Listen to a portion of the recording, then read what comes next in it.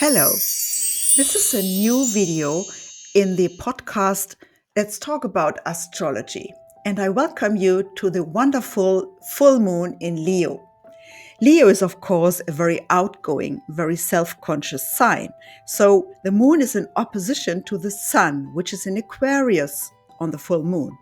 And Aquarius is not that much very outgoing. It's more the opposite. It's going for helping the community and being more in the background.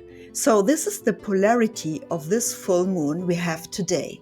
And I have my full moon, Leo, in the ninth house, which speaks a lot to my outgoing and my need to express myself. So I will do this video in that connection. Okay, let's talk about something which I have considered the ancient astrology. It's the concept of dignities.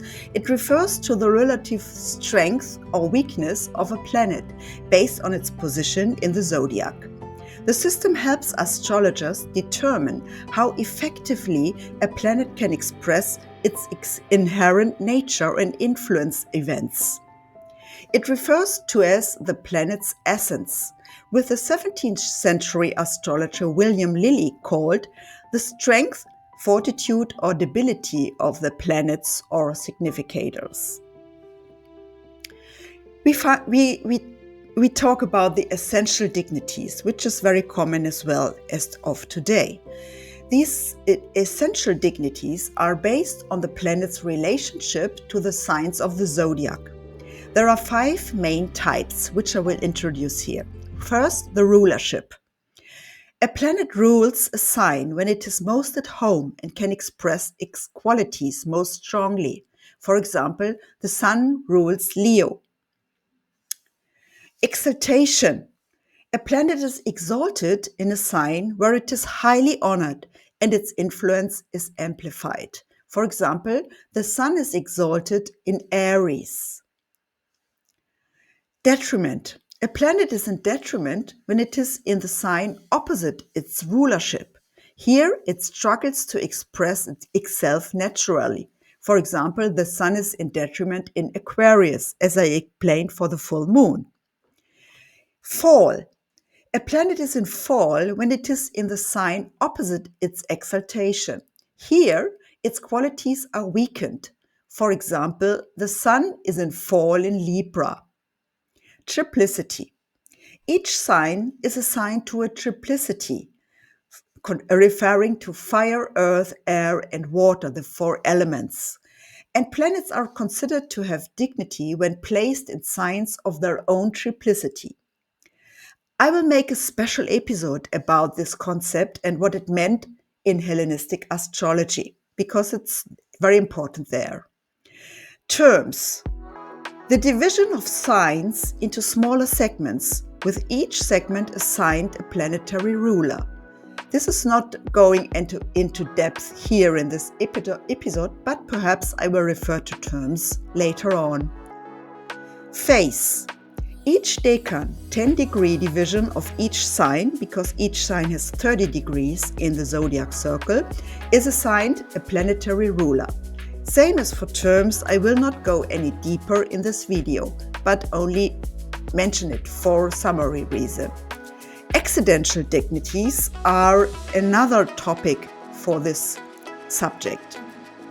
Accidental dignities are based on the planet's position in the chart relative to other celestial bodies or points. Some examples: angularity, planets' angular houses. For the 1st, 4th, 7th, and 10th house are meant here. When planets are there, they are considered more powerful around these angularities. Aspects.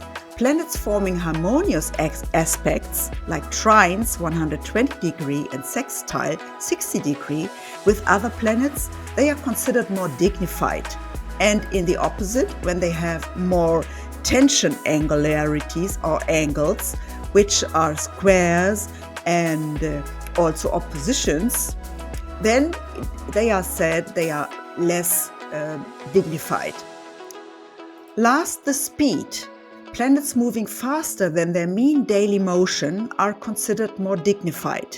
You can also look that up in special software of astrology, but I don't want to show you at this point. I only want to mention that there is also this one important, the speed. Now, let's say something about using dignities. The system of dignities helps astrologers interpret a birth chart by providing insights into planetary strength. A planet with many essential or accidental dignities is considered strong and can manifest its qualities effectively. Of course, the opposite is also the case when they are more debilitated through angles or some aspects with other planets which are important, or also angularities, then it is more difficult to express these planets. But it's not completely impossible. Planetary weakness. A planet with few dignities or many debilities, as I said, they are considered weak and may struggle more to express. Now, chart interpretation.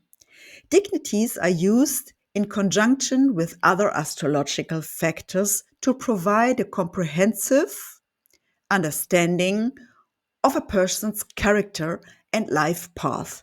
This is, of course, not the only interpretation about dignities. It can also add. Modern approaches are to be said that traditional systems of dignities are still used by many astrologies, but some modern have questions its validity and propose alternative approaches. However, the concepts of dignities remains an important tool in the toolbox of many astrologers. With this, I want to leave you, and I hope you will join me again for the next video. Thank you and have a nice full moon in Leo. Bye.